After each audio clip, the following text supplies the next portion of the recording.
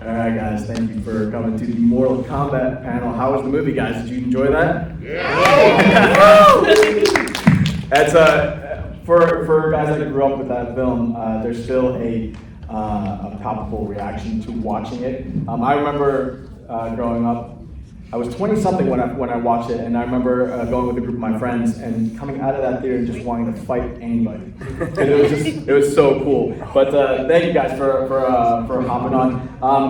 Tell me what it's like to know that the movie that you guys did 30 years ago still resonates with fans today.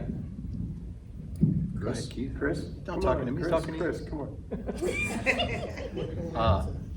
Mike. That's 1, 2, there we go. Hey, I'm thankful and blessed that the movie has lasted this long. It's an honor, and I wouldn't be here today if it wasn't for the fans. So thank all of you for coming out. Cast.Instead spoken, everybody. Yeah, so we were just in San Antonio last week, and Chris was saying, like, if it wasn't for the fans, like, the fight that I did never would have existed because it came after the movie was done filming. Same with his fight with Johnny Cage. They tested it with audiences, and they were asking for more action, so they decided to add our 2 fights after the fact. And we shot in Vanna's airport, and they built the sets in these big hangars, and they were, I had never been on a movie, obviously, where the sets were so beautiful, and you felt like you were there, you felt like you were in that world, So it was pretty inspiring. And we had 6 days to shoot the Reptile fight, so I hadn't had that luxury either. Usually it's one afternoon or something like that. So it was a different kind of experience for me than I had in the past. So it's great. That's cool. Keep up Reptile, everybody. I think that I can speak for everyone out here. I think that when we were doing the actual film, we knew we were close to the kind of cool. So I think that in that essence, and I've had constantly people come up to me to this day about this film. And I feel honored. I feel honored that we were able to do justice to a franchise that a lot of people actually identify with. So to me, that was impactful. An important franchise, not just in film, but in video games. I mean, it was the granddaddy of fighting video games. So it meant a lot that you guys were able to faithfully represent that in film, execution-wise and spiritually for those characters. What was some of the most memorable parts of filming this particular film? Were you guys fans of the characters, or was it the sets, or was it just being martial artists and getting to do your thing? Well, listen, I was a huge fan of the video game. I used to go to an arcade where you would put quarters in a machine. Just in Mortal Kombat, it seemed to put quarters in. So I was a huge fan of Raid and Scorpion were my 2 favorite characters. In that order. Now, of course, it's split. I kind of partially Scorpion. So when I got the part, it was in my head to make sure I did justice to the character. So that really was probably my favorite thing about it. And listen, arguably, it's the best fight in the whole movie. It's not a brag, but did I just say that out loud? I think you got that recorded. I was thinking Keith, how about you? Actually, most people think that my fight was better than his.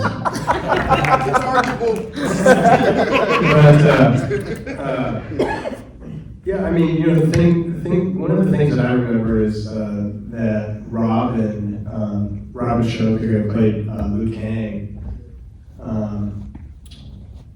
did the choreography for our fight, and I was allowed to, pitch in wherever I could too. But we had been friends for a long time, and so and had trained together, so we had that trust. And so we were really going for it, and I felt really comfortable, and he actually broke 3 ribs when on that thing where he I kind of throw him and he's spinning through, doing a butterfly twist basically, and he landed on his ribs on the set. And he just kept going. He never complained about it. Didn't actually know till after.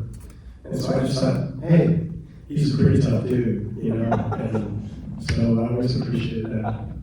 That's pretty cool. Well, my experience is a little different. Of course, my fight team was the best fight team. I did love your fight. I mean, of all the people up here, you recognize my face. You had the best. I'm just like, you're the best hero. But a little insight, and I'll be quick about this. I was not a big video gamer. So I really did not know a lot about the actual game of Mortal Kombat. I was aware of it, but it was more or less, I approached this, and I think it was Pat or someone that said this to me, this is kind of and this is going to date me, the Enter the Dragon of this generation. And it was that type of movie, it was that type of impactful thing that when I actually started to, embrace this film, it was understanding that impact. And to be honest with you, when we first did fight scene, because I was all team Pat Johnson, I was not a fan of Robin. I really wasn't. Because he was kind of going back and forth with Pat in regards to the creative direction we were trying to go with the fight scene. So I didn't know this guy Robin at the time, so I was like, no, I'm all about Pat Johnson. So when you guys see the fight scene, you really see a dislike there. So when you see that smirk at the beginning, I normally smirk right before I really want to kiss him butt. That was not rehearsed, it was just like, let's get it on. Yeah, that's great. A lot of this was filmed in Thailand. Any challenges filming over there versus? Yeah, the biggest challenge I think was getting Hakim to show up on set on time. But other than that, no. Yeah. Any particular standout moments in terms of training for some of these fights? Again, you guys are all martial artists, so you brought something different to each of your characters. How much of your own martial arts did you actually get to bring to your characters? All of it. Yeah. Yeah. All of it. That's So cool. and again, he's talking about Pat Johnson, who's the fight coordinator. He did Mortal Kombat, he did Teenage Mutant Ninja Turtles, he did Karate Kid, he did Batman, like he choreographed. He was like, in the 90s, he was the fight choreographer, so I have the ability to work with him. One of the things I liked about working with him was he only hired people he trusted. And so he already knew that me and Keith had the talent, and his thing was like, show me your stuff, and then he'd come and check it, and he'd say, all right, this works for camera, this doesn't work. He just put some tweaks in it, and then he made it camera ready, which was really good. He didn't try and make us do certain moves because he brought us in for a reason. We had a skill, and he wanted to showcase that skill. And because, like I said, I was a fan of the character already, I knew all sorts of these moves, so I tried to put as many of them into the fight as possible. What about you? Well, I was only in the Reptile Liu Kang fight, and we shot that in Los Angeles in the airport. But I did another movie called King of the Kickboxers in Thailand. And one of the things about Thailand is, whenever you have it in the background, there's not a bad angle. It's just a beautiful place to be, and I think that added so much to Mortal Kombat, just the beauty of Thailand, and it was the same with King of the Kickboxers, just like, wherever you want to stand and put something, there's this beautiful background. And Yeah. It's a pretty spiritual place to be too. So. Yeah, I mean, being in Phuket was amazing, as Keith just said. It's one of those kind of Why are you whispering? Am I whispering? You the only person on the microphone. You don't want to hear it. Here's the thing. That was sexy. Can you I have two words. Hey, baby, I'm just going to talk to you. Shut up. I'm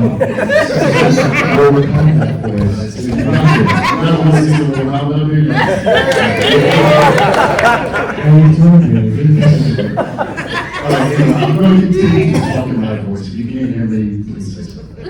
I can't hear you. I'm saying something right now. Okay, we'll see the lies of Scorpion. Anyway, long story short, yes, I mean, Phuket was amazing. It was absolutely one of those backdrops when you woke up in the morning, not, kind of like pinching yourself, like this is like a postcard every single day that we got up. One of the challenges was kind of a behind the scenes story, was the day before I had to shoot the fight scene in Phuket, I had a motorcycle accident. I was literally going to the set following behind the bus.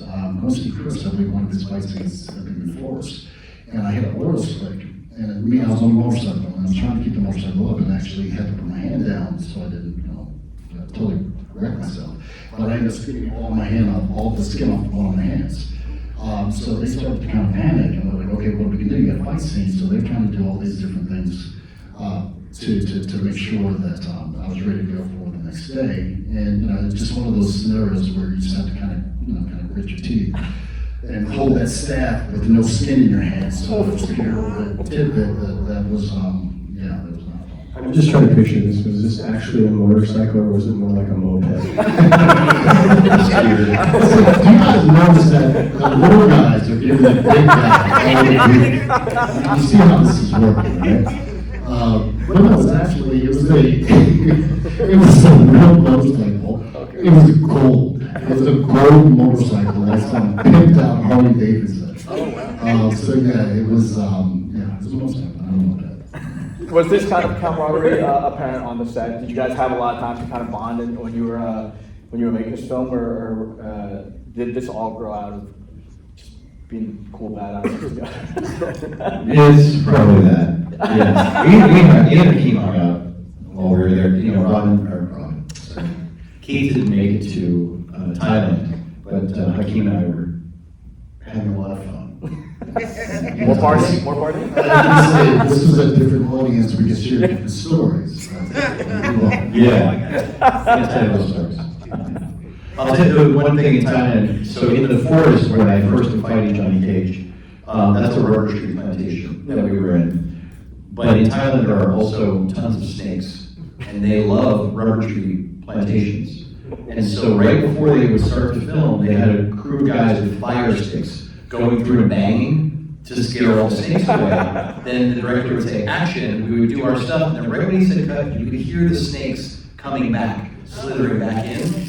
So that was pretty scary. Nice. You famously talked about how obscured your sight was because of those lenses. Yes. How tough was that? I couldn't see more than 2 feet in front of me at any given time because this was well before the CGI was as good as it is today. So they wanted my whole eye widened out. So they made the contact lens as big as my entire eye. So someone had to hold up my top eyelid, someone had to hold down my bottom eyelid, and then someone would pop the lens in. I could only keep them in for like 3 hours, and then when I would take them out, I still couldn't see because it messed up my vision. Wow. So yeah, it was a nightmare. Well, what about you guys? What about your costumes or any of the props that you guys had to work with? Were any of them problematic like that? Keith probably gave him a problem because they gave him an adult size, and it just wouldn't fit. So. Okay. That was true. Yeah. My shirt was way too tight.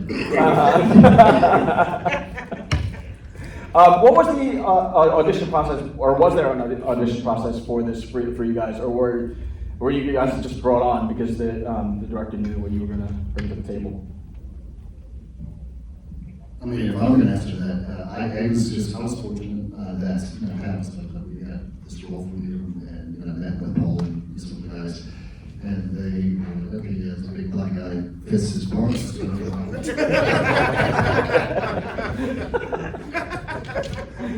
Yeah, that's the breakdown of the script. Liu Kang was big black guy. Yeah. What about you?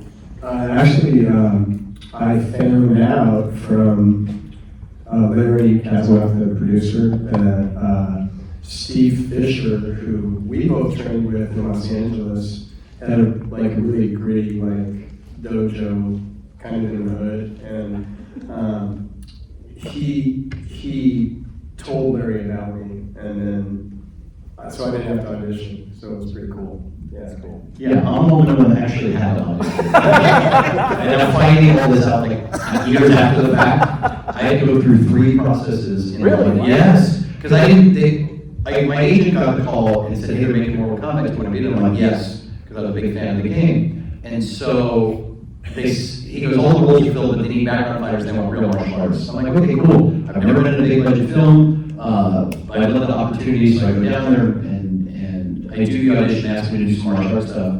And there was like 100 guys there. It was huge. Because they needed a bunch of people for this background fighting scene, Goro fights, and all the guys cheering in the background. That's what I went for that background part. And so I do my stuff, and then they call me back the next day. They go, why don't you come back again? I'm like, okay. Come back, now it's a much smaller group. I do some more stuff. I get a call that night, come back again. So I call my agent, I'm like, how the hell hard is it to get into a background of a major motion picture? I go to bring me back a third time. So the third time they bring me back, it's me and 2 other guys, and they have a movie camera there and a bunch of people behind the camera. I don't know who any of them are. And they just say, stand there, and they're just filming us, the 3 of us. And then a guy walks over and says, would you guys mind taking off your shirts? Now, I'm not Hakim. Who comes in with a shirt on? I was nervous. I didn't know what it was. My first time on a big thing, I was nervous, and I'm a little bit of a smart ass. So I looked at the guy and I go, listen, if we get in the movie, I'll go back to your trailer.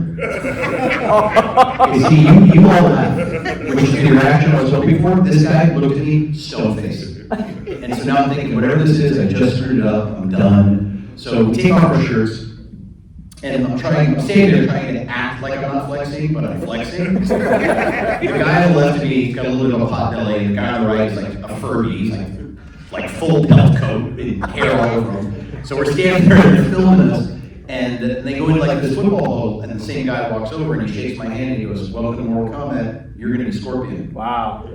Wow. Until that moment, I had no idea why they kept bringing me back, but Steve Fisher and Larry Kassoff had a little bit of input bringing it in, and I think if they had said there were roles open, I would have been more nervous, but it was really just a cool opportunity. And the funniest part was, at night I got home and I called my mom, I go, Mom, I'm gonna be Scorpion. She goes, that's great, honey, what's a Scorpion? That's so cool. Yeah. Hiro Yuki-Sanada is awesome in the new Mortal Kombat as Scorpion, but Chris Casamassa will always be like the iconic Scorpion for me. I don't know if for anybody else, but awesome.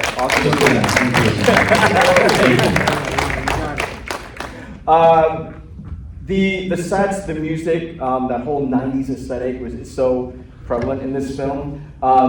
What of this film do you think influences martial arts films today, if anything? I think it definitely has, but what do you guys think? Yeah, I mean, sure. Listen, we had a lightning strike, right? We were the first video game to movie adaptation that came out that made money. And the reason was, it was Larry's vision, who was the producer, to make it as close to the game as possible. So before Mortal Kombat came out in '95, Street Fighter and Double Dragon, also video games, came out as movies, but they tried to make a movie instead of making a video game as a movie. And so the fans were like, man, neither one of those films really did much box office. We were the first ones to get it right. Like, we paid tribute to the fans of the game because Larry knew how loyal the fans were. And so, we had the #1 film for like 6 weeks in a row, we had the #1 soundtrack. I still go to martial arts tournaments and I hear dun, dun, dun, dun. So it was lightning in a bottle, and like Hakim said, we didn't realize at the time that it was going to work. We just wanted to do justice to our parts, and for us, it was another job that we wanted to do well. Yeah. But the fans have just kept it going for this long time, which has been awesome. Keith, do you appreciate that fans still recognize you? Oh yeah, I mean this is like a huge surprise. I didn't know that it would, and it's amazing that it's been 30 years. It's hard to believe, but yeah, it just keeps on ticking, and I think that says something about it. And Hakim, did you bring up Enter the Dragon?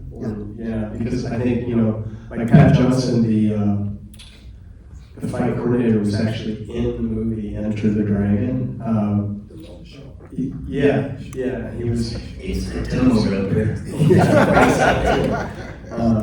At the golf, I don't know if you guys seen Enter the Dragon, but I love that it had some of Enter the Dragon in it. It was sort of like, you know, the boat going to the tournament, and it just felt nostalgic there. But I love that it sort of played homage to Mortal Kombat, to Enter the Dragon. You know. About you, Hakim? Anything? I don't even know what the question is. Do you think there's anything from Mortal Kombat '95 that has helped influence some of the martial arts films since then? You know, I'm gonna have to go off what both of you guys said. I mean, when you deal with, and I think the show business and successful business, if something works, then they're going to duplicate that.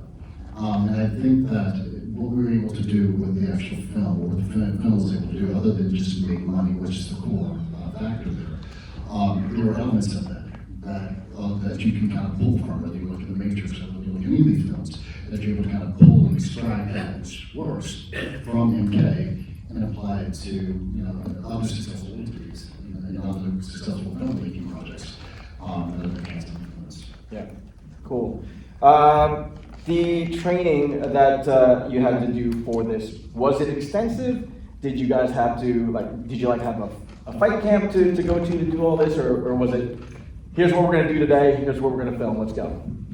No, Lyndon and I rehearsed that fight for about 3 weeks. Oh, wow. And we rehearsed every day in Thailand. What happened was, we ran out of time. The production got behind schedule. I was in Thailand for almost a month. I worked 1 day. It was like the last day that we were there. And we ran out of time, we ran out of daylight. And so the original cut of the movie was Johnny Cage running at me and hitting me with a jumping sidekick and basically knocking me out.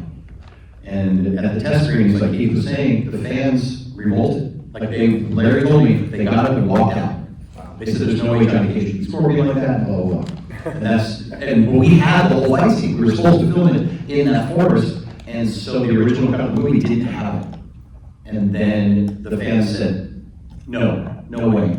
And Larry brought us back, and we built that. The set you see in the movie is a real set. That is not CGI at all. It was as high as this building that we're in. I was 20 feet up in the air doing fighting for real in those stupid contacts. We were really up on a platform, right? They built it, which was awesome. I mean, they spent $1 million building that set, and you know, it comes off that way in the film. So we rehearsed it, and then we didn't get to shoot it. So Lyndon was bummed out, and I give Lyndon a lot of credit. He had a stunt double for a couple of parts, but he wanted to do as much of it as possible, and so he really took it serious. Like, he's a serious actor, and he wanted to make himself look like Johnny Cage. So he wanted to practice every day, he wanted to train, which was great. And you know, I'm just glad that we got to do that fight. It's cool. Yeah. Keith, what about you? Yeah, we get asked that question, and I would say, you know, I don't train for those things because I'm just all, you know, I try to stay ready. Stay ready, yeah. You know? Yeah, because I'm always thinking, you know, like I actually did a movie in Germany this year, and you know, a lot of times I have to fight young guys, and I don't want to get over on me, you know. So I just stay in shape. So That's cool. Go if they need me. That's cool. Hakim, I just assume you're always ready to go too. Well, I mean, it was during a time where, I mean, we were still, I just kind of, it was the tail end of my competition days in the early tournaments. So, I mean, the physical element, that was already there. And we were actually, things just kind of stacked up to the point where one project led to another project. So, from the physical conditioning, it was not something we had to really concentrate as, you know, something extra. The fight scenes themselves, or when I was working with Robin, and I give Robin all credit when it comes down to his preparation, and also how we actually felt or choreographed the scene to the point of it being a little flow oriented, and the energy was there. So we did spend a lot of time rehearsing that before actually. Cool. About the legacy of the film, obviously there's a new iteration of the Mortal Kombat movie out there. What do you guys? what do you guys think about that? I think the next one's going to be great. Yeah. I think Carl Urban cast as Johnny Cage is a smart choice, and I'm actually excited about seeing this. The first one, listen, they missed the mark. The first 10 minutes, great. I'm like, this is gonna be an awesome movie. And then the film kind of turned left. Right? And the fans let them know, which is why this version, this next one coming out, is more, again, because of all the fans, their input shaped the way this next movie is gonna be. Okay. What about you? What do you think? Well, I think, I think it's R. I think it's rated R, whereas our movie was PG-13. And, I loved that they could, sort of take it to a higher level of actual violence and stuff like that. Sure. And I actually loved that first fight. And, but after that, I wasn't like a big fan. Yeah, like the first 10 minutes was good. Yeah. That You were first talking fight. about the last one that you said? Yeah. Okay. Did you So see you that? said first one, I thought you were talking about when we were in it. No, in that one, in the 95 movie, That's weird. when you go fight the It's supposed to be scorpion. Mortal Kombat 3, rather than they call it 1 and 2, Yeah. I don't understand that, but, did you like it? The first one, I mean, the last one that you said? Yeah. I'm gonna have to kind of concur, guys. I mean, there were certain elements of it that I thought were extractable and entertaining. For the most part, the story fell flat, and it did work, but I always have to hesitate whenever I talk about creative art. Because the producers, the directors, the actors, they're all putting their heart and soul in Sure. this. Yeah. So I have to give them respect from the standpoint of the work they put in. Mm-hmm. And I don't like to discourage a film. I can give you my critical take and say, hey, listen, there's parts of the story that didn't really hit with me. That's all subjective. Yeah. No, that's totally fair. If anybody has questions, hold your hand up, and I'll get to you guys in a second. What did you guys think of your movie the day that it was released? Like, did you guys go see it right away? And then what was your initial reaction when you sat there and watched it? Were you like, and that was cool, that was awesome, I was blown away? Or were you like, yeah, maybe I could have done a little better? No, listen, it was cool. I got to go to a real Hollywood premiere. Cool. You know, it was the Man's Chinese Theater right in the heart of Hollywood. We got the limousine and the red carpet walk. For me, that night will always be one of my favorite nights. Was that the first time you saw it? Yeah, that was the first time I saw it. that's It was cool. at the- That's cool. was at the premiere, and because, we only saw our parts, Right. but we never saw the finished edit of what the fight looked like or anything. But when we were sitting in the theater and it came on, the soundtrack started, I got chills. I was like, Yeah? oh, this is gonna be awesome. So, Definitely. Keith, what about you? Yeah, I was at the same, Oh, okay. at the Man Chinese, and, yeah, I thought it was really cool. I thought it was, the music and it was awesome. For sure. Hakim, how about you? Unfortunately, I was actually rehearsing up in the Catskills when the film came out. We were actually about to do the live tour. And the first one I saw it was, and I never really watched any of my fight scenes from anything that I've ever done. And this was the first time that I actually saw a fight scene that I'd actually performed. And I was blown away. I was blown away by the movie. I was blown away by, of course, my dynamic character. here we go. But no, I was impressed. I was impressed by the entire project. That's awesome. Question? Go ahead.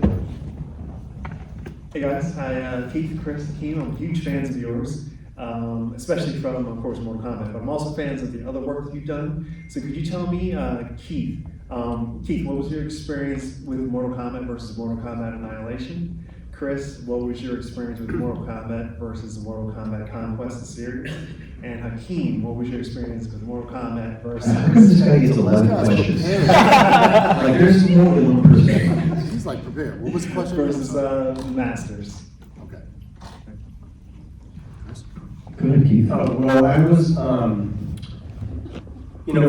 for Mortal Kombat 2 Annihilation, it was more of it had more of an acting part to it where I actually had to speak, and that was cool. I like that challenge.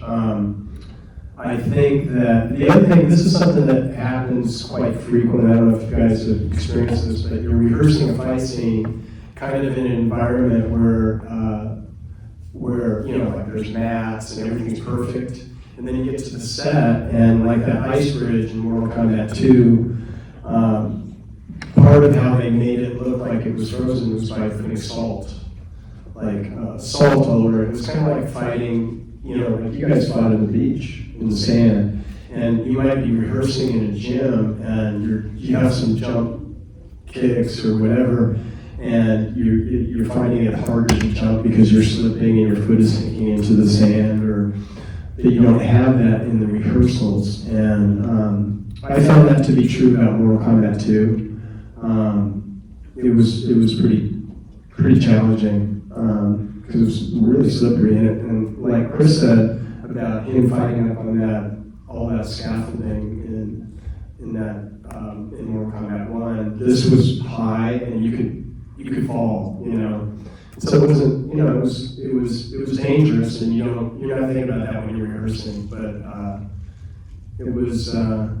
And the other thing is, I was just in Mortal Kombat 1 for that, just the one fight, and this one, I was there for, 6 weeks or something like that, just preparing and helping out on a lot of the other fights and stuff like that. So it was just a different kind of an experience. Plus, my son was just born, and we took him to England, and Oh, cool. when he was 15 days old. So, but they were both great experiences. So. Yeah, listen, like I said, working on the first film was kind of a dream come true to be going from the game to the movie. Conquest, to your question, was very cool because we finally got to do a Scorpion versus Sub-Zero fight. Plus, it showed the origin in our universe of where Scorpion came from. So I was more excited to not wear a mask and be able to test the dialogue and do that, and then turn into Scorpion during the episodes of Conquest. So that was really fun. Cool. From my perspective, if I can maybe extract something different from the question, if you're asking what was the difference between the two, the only difference that I truly felt was you felt the impact of a higher budget film with regards to the other elements that went along with that preparation. But the way I approached the actual scene, there was really no difference. I tried to have a certain amount of intensity, a certain amount of preparation. So that piece of it was relatively similar, but you could feel the difference in regards to the scale. Cool. Thanks, guys. Fun note. Somebody wants to say something, Chris, go ahead. Yeah, go ahead. No? No, I was going to say, do you remember when we were in Planet Hollywood? After we started filming WMEC and the preview for Mortal Kombat came out, we were inside Planet Hollywood. We were sitting in there, and big giants. That was the first time I ever saw some finished work. We saw the trailer for it. Cool.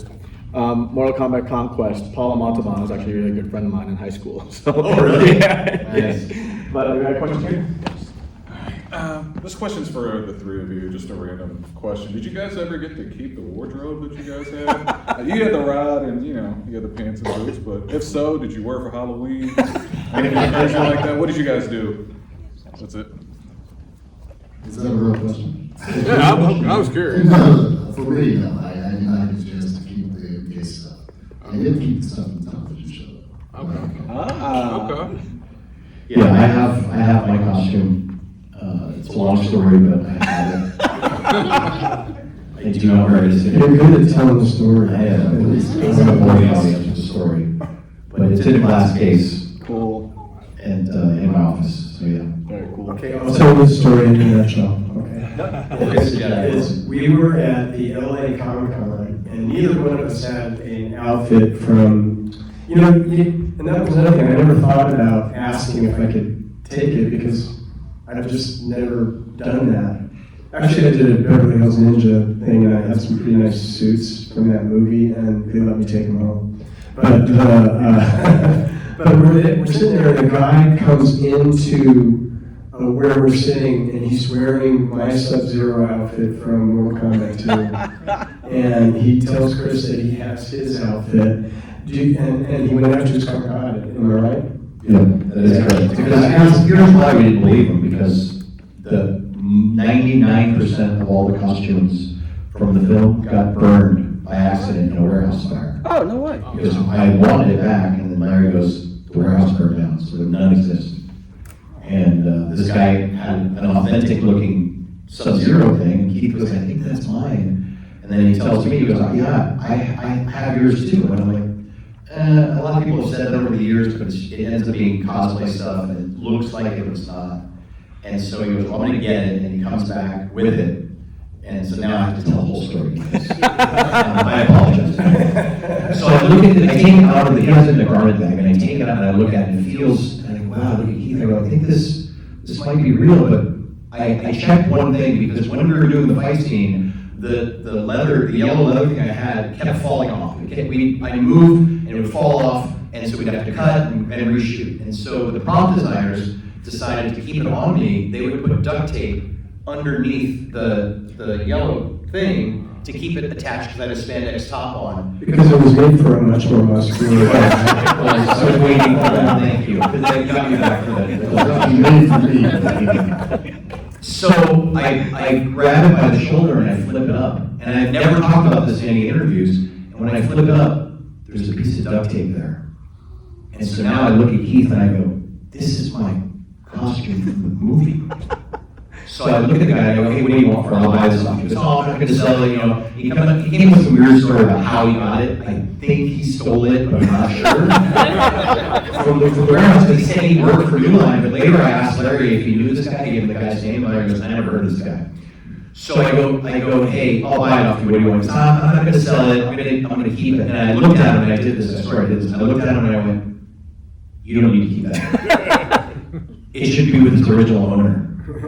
And he looked at me and he went, like nothing. And then he walks away. He comes back like 10 minutes later and he looks at me and he goes, you know what, you're right. You should have this. And I look at Keith and I go, are there kids in here? No little kids. I look at Keith and I go, I'm a fucking Jedi. And so he gave me the outfit and he got Keith's his. Yeah, but wait, don't forget, he was wearing mine. He was wearing it. And so he told me he couldn't, you know, he wouldn't have anything to wear if you gave that to me. And so he took down my email address and he said he would get back to me later. And I was like, oh yeah. And he did. That's cool. And that's how we got our original movie outfits. I think you're right, he might have stolen them and he felt, Yeah. and then, You don't need those. yeah. Thank you, Chris, for Jedi. That's it, yeah. Speaking of costumes. Oh, yeah, sorry. The question is really for all three of you. Did you take microphone lessons from Hakim? You're gonna have to take them out. Oh, sorry. I can hear you. There you go. It's one of the ones I'm committed to wearing it. All I right. do one or the other, or my face just I like the dedication. Thank you. But my question would be for all three of you. Considering, of course, the monumental movement that came from making the first movie, being part of the first movie, and then being part of other Mortal Kombat projects later, have you guys ever considered being part of like the actual video games, like motion capture and everything like that? And if so, who would you be aside from obviously characters? I didn't hear a word he You said. gotta put it mic closer to. I'm sorry. Keep it right I work in here. a school, so I usually just enunciate and just talk louder. There you go. That helps. Yeah, Is that better? Yeah. I'm sorry. So my question was, if you were to, of course, because Mortal Kombat itself was such a monumental movie, and of course it being part of many other Mortal Kombat projects, have you guys considered being part of more of the video games? And if so, what characters would you play aside from yourselves, if possible? Or, like, what would you guys, what part would you want in that? You know, I'd be happy with just playing me again. That's it. And here's the thing: do you guys want to see us in the new Mortal Kombat movies? I'm going to tell you what to do. You need to tell Warner Brothers that. The same way that our fights happened in the first movie was because of fan support and fan pushback. If you want to see a multiverse in Mortal Kombat, you need to post on social media, you need to send Warner Brothers, because they have this new version, and they could potentially take it into a multiverse where there's multiple Scorpions and Sub-Zeros and things like that, and now it becomes more like the video game. And if that's what you want, you have to let them know, because we can't tell them that. They don't believe us, but they'll believe you. Yeah, We would love to do that, right? we got another. Do you guys have a favorite move? Favorite move, Hakim? I love the way you do that, Chris. What do you think? I will answer. Favorite move, I mean, it's, again, I have a couple of old reliables, okay? So a lot of times if you see a lot of work that I've done, you will see two signature moves always. Whether it's the, jump backwards hook kick, which is a signature move, you see that in MK as well. Axe kick is always a very, noble, technique out of the bow. But you know what, honestly, other than those signature moves, there's nothing in particular. It's just more about, let me feel the intensity of, trying to either make this, opponent go away or, make the shot work. Any other questions? We're good? We're good? No? No? Okay. Talking about the fan interactions, did you guys have any truly scary fan interactions? I know the fans are great, and I know the fans support you, but have you ever had any fan interactions where you're like, yes. tell us. Oh my gosh. I was at this, I think we were doing a MK tour. And we would have sessions where fans would come up and they will, ask photographs, pictures, etc. I had this one fan dressed up like the Machine, and he has this entire case of nothing but Hakim Alston stuff in it. And he lays it out, he's like going on, and the intensity that this guy, first of all, he knew more about myself than I knew about me. So he was just, what about this and what about that? And then I'm trying to placate this, I'm trying to just go with it, as a being supportive. And he got to the point, he's like, well, let me get your number and let me do this. And I'm like, no, we can't do that. And he looked at me as if I had just killed his pet, dog or something. And then he started burst out crying. It was the most surreal thing. And I had to just kind of step back and try to console him and tell him it's okay. But he lived in a different reality. So I think that I did not understand the intensity that fans can actually possess sometimes, and I had to really kind of take a beat, and that threw me off. That's pretty awkward. What about you guys? No, I always had great fan interaction. That's good. Yeah. All right, then what about to new fans that are discovering your Mortal Kombat for the first time? Knowing that it's a different generation, knowing that there's a different message now and all that stuff, what do you want them to take away from your film, knowing that it's a completely different type of fan that's watching that for the first time? Chris? Anybody that's watching it for the first time, I just want them to enjoy it the same way that we did. It was entertainment. If they're a fan of the game, they're going to be a fan of that movie. Cool. I think that, again, I'll go back and say that when you see something of quality, I mean, I could watch Dragon now and still be touched and moved by this sheer energy that, Bruce Willis on the screen, they bring forth in her life.